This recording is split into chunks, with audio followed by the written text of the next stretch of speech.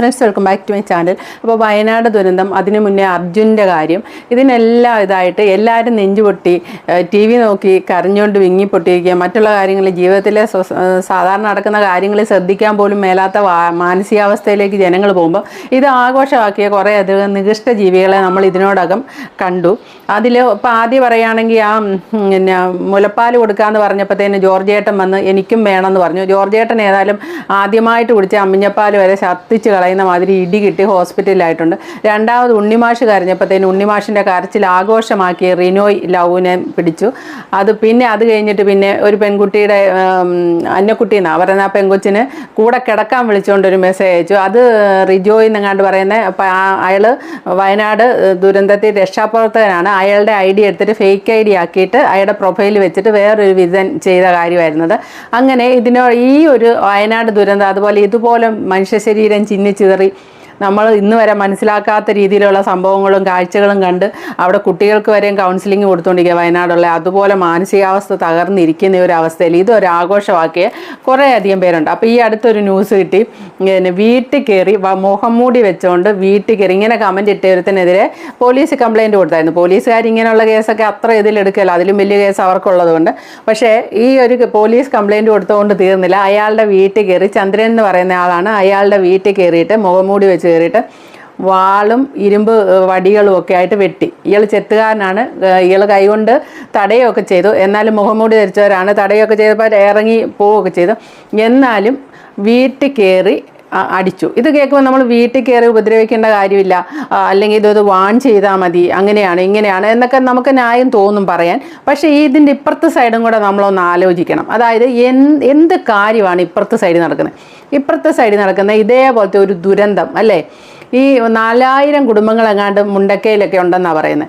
അത്രയും പേര് ഒറ്റ രാത്രി ഇരുണ്ട് വെളുത്തപ്പോൾ സംഭവിച്ച ആ ദുരന്തം, അത് ഉൾക്കൊള്ളാനോ അത് ചിന്തിക്കാനോ ഒന്നും പറ്റാത്ത ഒരു കാര്യമാണ്. അങ്ങനെയുള്ള ഒരു കാര്യത്തിൽ നിന്നുകൊണ്ട് ഇത്രയും വൃത്തികെട്ട കമൻറ്റുകൾ ഇടാനുള്ള മനസ്ഥിതി ഉണ്ടെങ്കിൽ ഇവരെ വീട്ടിൽ കയറി തല്ലുന്നതിന് എന്താണ് ഇത്ര കുഴപ്പമെന്നേ ഞാൻ ചിന്തിക്കുള്ളൂ. ഇത് പറഞ്ഞു പരത്തുകയല്ലേ ചെയ്യുന്നത്. പക്ഷേ എന്താ വെച്ചാൽ ആ ഒരു മാനസികാവസ്ഥയ്ക്ക് അവർക്ക് ദേഹം നോകണം, ശരീരം നോകണം, എന്നാൽ മാത്രമേ അവരത് നിർത്തുള്ളൂ. അതല്ലാതെ ചുമ്മാ വിളിച്ച് മോനെ നീ ഇങ്ങനെ ചെയ്യല്ലേ എന്നൊക്കെ പറഞ്ഞ് ഉപദേശിച്ച് വിട്ടാൽ അവർ നന്നാവില്ല. അവർ പിന്നെ 4 ചുവരുകൾക്കുള്ളിൽ നിന്ന് ഇരുട്ടിൻ്റെ മറവിൽ ഇതിൻ്റെ അപ്പുറത്തെ വൃത്തികേട് ചെയ്യും, അല്ലെ ഫേക്ക് ID എടുത്ത്. ഏതായാലും ഫേക്ക് IDക്കാർക്കൊക്കെ കഷ്ടകാലമായി തുടങ്ങിയിട്ടുണ്ട്. സൈബർ സെല്ലിൽ നിന്ന് ഈ ഫേക്ക് IDകളൊക്കെ പിടിച്ചെടുക്കാൻ വളരെ പെട്ടെന്ന് ഇപ്പോൾ സാധിക്കുന്നുണ്ട്. കുറച്ച് കാലം അത് പറ്റിയല്ലായിരുന്നു. അപ്പോൾ അതിൻ്റെ മറവിലിരുന്ന് എന്ത് വൃത്തികേടും പറയുന്ന ഒരവസ്ഥയായിരുന്നു. ഇപ്പോൾ ആരെ എന്തും പറയും, ആ ഒറിജിനൽ ID എന്നും പറയും, കാരണം ഇത് പിടിക്കുകയായിരുന്നു. പക്ഷേ ഇപ്പം ഈ ദുരന്തത്തിനോടനുബന്ധിച്ച് ഇങ്ങനെ കമൻ്റ് ഇട്ട പലരെയും പിടിച്ചതായിട്ടാണ് ഇപ്പോൾ കാണുന്നത്. എല്ലാ അവന്മാരുടെയും കാര്യം ഇനി അങ്ങോട്ട് വളരെ കഷ്ടകാലമാണ്. ഫേക്ക് ID വന്ന് തന്തയിലായി പറയുന്നവർക്ക് മൊത്തം പ്രശ്നമായിട്ടാണ് മാറുന്നത്.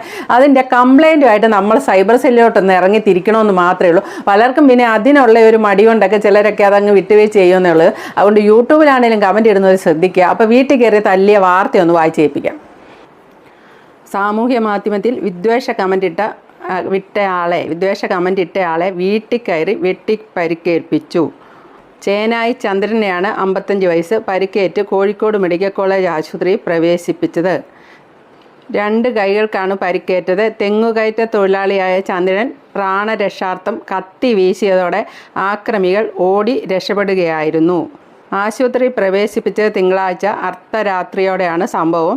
മുഖം മറച്ചെത്തിയ 2 പേർ വീട്ടിനുള്ളിൽ അതിക്രമിച്ച് വാളും ഇരുമ്പ് ദണ്ടുകളും ഉപയോഗിച്ച് ആക്രമിച്ചെന്നാണ് പരാതി. ചേനായിൽ ചന്ദ്രനെ വീട്ടിൽ കയറി വെട്ടി പരിക്കേൽപ്പിച്ച സംഭവത്തിൽ സമഗ്ര അന്വേഷണം നടത്തി കുറ്റക്കാർക്കെതിരെ ശക്തമായ നടപടി സ്വീകരിക്കണമെന്ന് BJP പേരാമ്പ്ര മണ്ഡലം കമ്മിറ്റി യോഗം ആവശ്യപ്പെട്ടു. വയനാട് ദുരന്തവുമായി ബന്ധപ്പെട്ട് സാമൂഹ്യ മാധ്യമത്തിൽ എടവൻ റോഡ് സ്വദേശിയിട്ട പോസ്റ്റിന് താഴെ വിദ്വേഷമുണ്ടാക്കുന്ന അഭിപ്രായം രേഖപ്പെടുത്തിയെന്ന മുസ്ലിം യൂത്ത് ലീഗ് ശാഖ കമ്മിറ്റിയുടെ പരാതി കഴിഞ്ഞ ദിവസം ചന്ദ്രൻ്റെ പേരിൽ പേരാമ്പ്ര പോലീസ് കേസെടുത്തിരുന്നു. അപ്പം ഈ വിദ്വേഷ കമൻറ്റ് ഈ വയനാട് ദുരന്തവുമായിട്ട് ബന്ധപ്പെട്ട് ആവശ്യമില്ലാത്ത കമൻറ്റ് ഇട്ടതിൻ്റെ പേരിൽ പരാതി കൊടുത്തതിൻ്റെ പേരിൽ പോലീസ് കേസ് എടുത്തിരുന്നു. എന്നാലും ആൾക്കാർക്കറിയാം ഇതൊന്നും എങ്ങും എത്താൻ പോകുമെന്ന്. അപ്പോൾ ഇത് അന്വേഷിച്ച് അറിഞ്ഞ് ഇതിൻ്റെ പുറകെ പ്രവർത്തിച്ച ആൾക്കാരുണ്ട്. ഈ ചന്ദ്രൻ എന്ന വ്യക്തിയുടെ ഐഡിയ എടുക്കുകയും ഇയാളാണ് ഈ വൃത്തികെട്ട കമൻറ്റ് ഇട്ടെന്ന് മനസ്സിലാക്കുകയും ഇയാൾക്ക് ഈ 55 വയസ്സോളം ഉണ്ട്, കുഞ്ഞു പയ്യനൊന്നും അല്ല എന്നും എല്ലാ ഡീറ്റെയിൽസും മനസ്സിലാക്കി ഇയാളുടെ വീടും ഇയാളുടെ പരിസരങ്ങളും ഇതെല്ലാം മനസ്സിലാക്കിയതിന് ശേഷം പോലീസ് കേസുമായിട്ട് ഇത് മുന്നോട്ട് പോയാൽ ഇയാൾ എവിടെ എത്താൻ? അയാൾ ഇനി അടുത്ത പരിപാടി അടുത്ത കമൻറ്റുമായിട്ട് ഇയാൾ ഇറങ്ങും. അല്ല ഇയാൾ ഇത് വർഷങ്ങളായിട്ട് തുടങ്ങിയ പരിപാടിയാണ്, ഇന്നും ഇന്നലെ അല്ല. കാരണം ഇത് FBയിലൊക്കെ ഫേസ്ബുക്കിൽ ഇത് ഭയങ്കര കൂടുതലാണ്. ഫേസ്ബുക്കിൽ തെറിവിളി എന്ന് പറഞ്ഞാൽ തെറിവിളിയുടെ ഭയങ്കര കൂട്ടാണ്, കേട്ടാൽ സഹിക്കാൻ പറ്റില്ലെന്നാണ് പറയുന്നത്. അങ്ങനെയുണ്ട്. അപ്പോൾ ഇതൊരു ശീലമാക്കിയ ആളാണെന്നും ഇതെല്ലാം മനസ്സിലാക്കിയ ആരോ ആണ്, അല്ലാതെ ഒരു ഗുണ്ടാ നേതാക്കളോ ഒന്നും അന്ന് എനിക്ക് കേട്ടിട്ട് തോന്നില്ല. എൻ്റെ അഭിപ്രായം പറഞ്ഞാൽ ഇയാളിൽ ഇത് നിർത്തണം. കാരണം ഈ ദുരന്തം നടന്ന വയനാട് ദുരന്തം എന്ന് പറഞ്ഞാൽ അത് മനുഷ്യന് സഹിക്കാൻ പറ്റാത്ത ഒരു കാര്യം. ആ സമയത്ത് അത് ആസ്വദിച്ച് കമൻറ്റ് ഈ പ്രായമുള്ള ഒരാൾ ഇടുക എന്ന് പറഞ്ഞാൽ അയാളെ നമുക്ക് ശരിക്കും പറഞ്ഞാൽ അയാൾക്കൊരു വാണിംഗ് ആവശ്യമാണ്. അയാളെ കൊല്ലാനൊന്നും അല്ല അവർ പോയത്, അവർ ഇരുമ്പ് പൊടി കൊണ്ടൊക്കെ അടിക്കുകയൊക്കെ ചെയ്തു. ഞാൻ അതിനെ ന്യായീകരിച്ച് പറയല. പക്ഷേ ജീവിതത്തിൽ ഈ ഒരു കൈയാണ്, ആ കമൻ്റ് ഇട്ട കൈയാണ് അവർ അടിച്ച് ഒടിക്കുകയാണ് ചെയ്തത്. അപ്പോൾ ഒരു കാര്യം മനസ്സിലാക്കണം, ജീവിതത്തിൽ ഇനി അയാൾ ഒരിക്കലും ഇത് ആവർത്തിക്കില്ല. ശരീരം നൊന്താനുള്ള ഒരു ഗുണം അതാണ്. ഒരിക്കലും ഈ ഒരു കാര്യം ചെയ്യില്ല. വേറെ എന്തെങ്കിലുമൊക്കെ തെറ്റുകൾ അയാൾ ചെയ്യും. പക്ഷെ ഒരു കാരണവശാലും അയാളുടെ മരണം വരെ അയാൾ ഈ അടിയുടെ വേദനയുള്ളതുകൊണ്ട് ഈ വക വൃത്തിയായിട്ട കമൻ്റ് ഇടുകയില്ല. ഒരു പെൺകുട്ടി എന്തെങ്കിലും ഒരു വസ്ത്രധാരണം അർത്ഥനഗ്നയൊക്കെ ആയിട്ടൊരു ഫോട്ടോ ഫേസ്ബുക്കിൽ ഇട്ടിട്ട് അതിൻ്റെ താഴെ വന്ന് എന്തെങ്കിലും ഒരു കമൻറ്റ് ഇട്ടാൽ ഇയാളുടെ ഭാഗത്ത് എന്തെങ്കിലും ഒരു ഇതുണ്ടെന്നൊക്കെ അവളത് കാണിച്ചുകൊണ്ട് ഞാൻ കമൻറ്റ് ഇട്ട് പോയെന്നോ എന്തെങ്കിലും ഒന്ന് പറയാൻ നോക്കാം. ഇതിവിടെ എന്താണ്? വയനാട് ദുരന്തം. ആ ദുരന്തത്തിൻ്റെ ആഴം എന്താണ് അവിടെയുള്ളവരുടെ മാനസികാവസ്ഥ, അല്ലെ മറ്റുള്ള ജനങ്ങളുടെ മാനസികാവസ്ഥ? ഉറ്റവരും ഉടയവരും കുഞ്ഞു മക്കളും എല്ലാം ഒരു വീട്ടിൽ 11 പേരുള്ളവരൊക്കെ ഒന്നിച്ച് നഷ്ടപ്പെട്ടിട്ട് ഗൾഫിൽ നിന്ന് വന്ന് പ്രവാസിയൊക്കെ ഇരുന്ന് വിട്ട് കരയുന്നുണ്ട്. വീടിരിക്കുന്ന സ്ഥലത്ത് വീടില്ല. ആൾക്കാർ അനിയൻ്റെ ഭാര്യ, സ്വന്തം ഭാര്യ, മക്കൾ, ഒരു അവസാനമായിട്ട് ഒരു നോക്ക് അതിൽപ്പെട്ട ആരുടെയും മുഖം പോലും ലാസ്റ്റായിട്ടൊന്ന് കാണാൻ പോലും പറ്റാതെ വിട്ട് നിലവിളിച്ച് അവിടെ ഇരിക്കുന്ന ഒരു പ്രവാസി കഴിഞ്ഞ ദിവസം നമ്മൾ കണ്ടായിരുന്നു. ഇവരുടെയൊക്കെ മാനസികാവസ്ഥ എന്താ? ഈ മാനസികാവസ്ഥയുടെ മുകളിൽ കയറി നിന്നിട്ട് ഇങ്ങനെ കമൻറ്റ് ഇട്ടപ്പോൾ 2 അടി കിട്ടിയാൽ കുഴപ്പമുണ്ടോ? ഇല്ലെന്നാണ് എൻ്റെ വാദം. വിദ്വേഷമൊന്നും പരത്തുകയല്ല. അടി കിട്ടിയാലുള്ള ഗുണം എന്നാന്ന് ചോദിച്ചാൽ ഒരാളുടെ ആ ഒരു സ്വഭാവം നമുക്ക് നിയന്ത്രിക്കാൻ പറ്റും. എല്ലാവരുടെയും ഒന്നും പറ്റില്ല. പക്ഷേ എല്ലാവരുടെയും ഈ വക വൃത്തിയായിട്ട കമൻറ്റ് ഇടുന്നവരുടെ എല്ലാവരുടെയും ഇത് നിയന്ത്രിക്കാനുള്ളത് വന്നിട്ടുണ്ട്. പണ്ട് സൈബർ സെല്ല് ഇതിൻ്റെ ഒന്നും പുറകെ പോവുകയല്ല. കഴിഞ്ഞ ദിവസം നമുക്കറിയാം, ഇപ്പം റിനോയിലാവും ഇതുപോലെ അട്ടഹസി ചിരിച്ചല്ലോ, സൈബർ സെല്ലിൽ നിന്ന് വിളിച്ചില്ലേ? ഇതിലേ പോയാലും പിടിക്കും റിനോയെ. കാരണം റിനോയ് കേരളത്തിൽ വന്ന് ഇനി നിന്നിട്ടുണ്ടെങ്കിൽ പിടിക്കും, ഉറപ്പാണ്. അത് അവൻ്റെ ഏത് ഫോൺ എടുത്താലും അങ്ങനെയാണ് അതിൻ്റെ സംവിധാനം. അപ്പോൾ അതിനൊരു തീരുമാനമായില്ലേ? അതേപോലെ ഈ കാര്യത്തിന് ഒരു തീരുമാനം പോലീസും തീർച്ചയായിട്ടും ഇനി മുന്നോട്ട് പോകും. ഇയാളുടെ കാര്യത്തിൽ തീരുമാനമാവും. പിന്നെ ഇനി ഒരാൾ അബദ്ധം പറ്റിയാന്ന് പറഞ്ഞ ഒരു ലൈവ് വന്ന് പറയുന്നുണ്ട്, അതൊന്ന് കേൾക്കാം. ഈ ഫേസ്ബുക്കിൽ ഞാൻ പോസ്റ്റ് ചെയ്തിരുന്നു, ഇങ്ങനെ അബദ്ധത്തിൽ സംഭവിച്ചാണ്, അവരൊട്ട് തെറ്റാണ് ചെയ്തത്, അത് ഞങ്ങൾക്ക് എന്താ വേണ്ടിട്ട് ചെയ്യുക, മാപ്പെന്നെ പറയാം, അല്ലെങ്കിൽ കാലിൻ്റെ വീട്ടിലൊന്ന് പറയാം, എന്താ ഞാൻ ചെയ്യുക? എനിക്കതല്ല യാതൊരു നിവൃത്തിൻ്റെതില്ല. ഞാനിപ്പോൾ സത്യം പറയുകയാണ്, ഇപ്പോൾ കൊണ്ട് പുറത്തേക്ക് ഇറങ്ങാൻ നിൽക്കുകയാണ്. എൻ്റെ മക്കൾ പുറത്തേക്ക് ഇറങ്ങണ്ടെന്ന് പറഞ്ഞാണ്. ഞാൻ അന്ന് ഒരു പോസ്റ്റ് വന്നു. ആ പോസ്റ്റ് 2 ഇതാ വന്നു. ഒന്ന് കുട്ടികളുണ്ടാക്കുമ്പോൾ ഇങ്ങനെ ദുരന്തം കൊണ്ടുപോകുന്നില്ല പോസ്റ്റും, തൊട്ട താഴെ ഇങ്ങനെ ഈ വൈഫ് മുലപ്പാൽ കൊടുക്കുന്നില്ല പോസ്റ്റ് വന്നപ്പോൾ ഞാൻ എന്ത് കരുതി, അത് ഒരാളാണെന്ന് ഒരു ആൾ പോസ്റ്റ് ചെയ്താണ്, അതായത് കളിയാക്കി പോസ്റ്റ് ചെയ്യാമെന്നില്ല, ഒരൊറ്റ തെറ്റിദ്ധാരണേൻ്റെ പുറത്താണ് ഞാൻ അതിന് മറുപടി തന്നത്. കാരണം ഞാൻ വയനാട്ടുകാരെ കൂടുതൽ ആ ദുരന്തത്തിനെ ദുഃഖിക്കുന്ന ആൾ തന്നെയാണ് ഞാനും. അപ്പോൾ എൻ്റെ അറിവില്ലായ്മ കൊണ്ട് സംഭവിച്ചു പോയതാണ്, അല്ലാതെ ഞാൻ ഒരിക്കലും അങ്ങനെ ഒരു കമൻ്റ് ഇടുന്ന ആളല്ല. ഇനി വേണമെങ്കിൽ എൻ്റെ ഇതിൽ പരിശോധിച്ചാൽ നിങ്ങൾക്ക് കിട്ടും. ഞാൻ എല്ലാവരും അങ്ങനെ എതിർക്കുന്ന ആളാണ്. പക്ഷേ ഇങ്ങനെ ഇത് കണ്ടപ്പോൾ ഭയങ്കര സങ്കടം തോന്നി. അപ്പം അതിനപ്പം മറുപടി വിട്ടതാണ്. പക്ഷേ അതിൻ്റെ യഥാർത്ഥം പിന്നീടാണ് എനിക്ക് മനസ്സിലായത്. പിറ്റേന്ന് അന്ന് ഞാൻ പോസ്റ്റ് ചെയ്തു.